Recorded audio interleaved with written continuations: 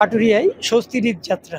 আমরা ভোর থেকে দেখছি যে যাত্রী এবং যানবাহনগুলি অনায়াসে ফেরিতে উঠে যাচ্ছে। কোনো ধরনের কোনো দুর্ভোগ নেই।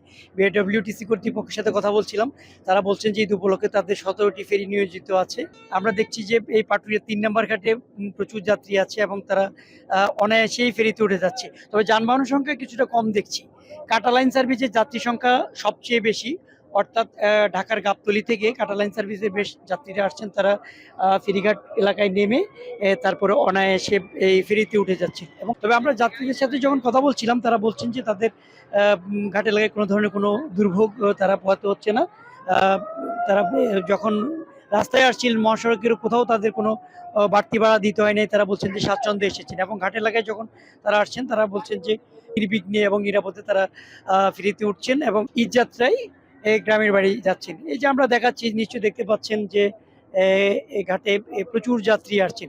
বেশিরভাগই এখানে কাটা লাইন সার্ভিসের যাত্রী এরা ঘাট এলাকায় এসে বাস থেকে নামছেন এবং পরবর্তীতে হেঁটে বাসে চলে যাচ্ছেন। আবার কিছু কিছু যাত্রীকে আমরা দেখছি যে পাশে যে লঞ্চ ঘাটটি আছে সেই লঞ্চ ঘাটে দিয়েও তারা পার হয়ে যাচ্ছেন।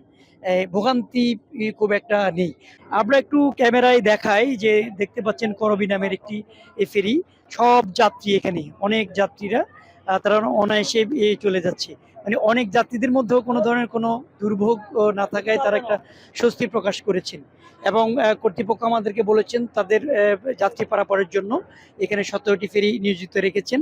তারা অগ্রাধিকার ভিত্তিতে বাস পারাপার করছেন। পর্যায়ক্রমে তারা অন্যান্য পণ্য বোঝাই যে ট্রাকগুলি সেগুলি পারাপার করবেন। মোটামুটি বলা যায় যে এই পাটুরিয়ার ঘাটে যাত্রীরা যেভাবে চলে যাচ্ছেন কোনো ধরনের দুর্ভোগ ছাড়া, তাতে একটা স্বস্তির ঈদ যাত্রা।